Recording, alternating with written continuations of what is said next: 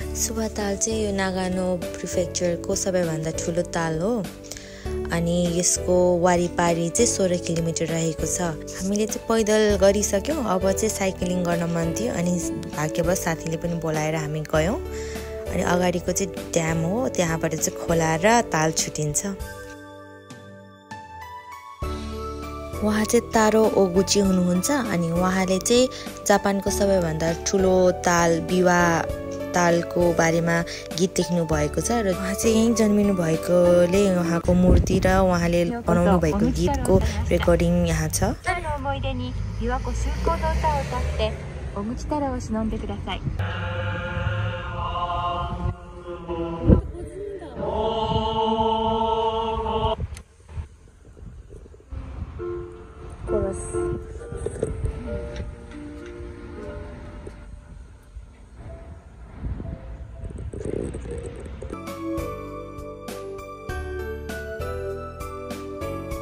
आज चाहिँ मौसम पनि एकदमै राम्रो थियो, घाम पनि धेरै लागेको थिएन अनि शीतल बतासहरू आइरहेको थियो, त्यसैले आज एकदमै रमाइलो भयो।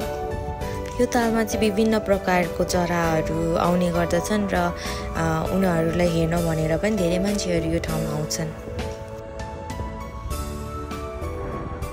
यतिखेर चाहिँ हामीले 4 किलोमिटर जति कुदायौँ।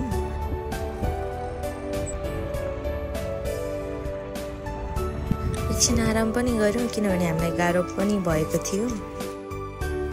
त्यो चाहिँ पोखराको तालबाराई मन्दिर जस्तै लाग्छ किनभने ठ्याक्क तालको बिचमा छ नि त त्यो गिजरबाट उसिनेको अन्डा चाहिँ यहाँ 100 येनमा खान पाइन्छ।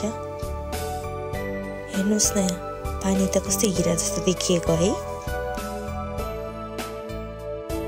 चलाउँदै अहिले चाहिँ हामी ठ्याक्कै यो ताल 1 राउन्ड गरी भ्यायौँ अनि साथीकोमा गएर मिठो चटपटी खायौँ।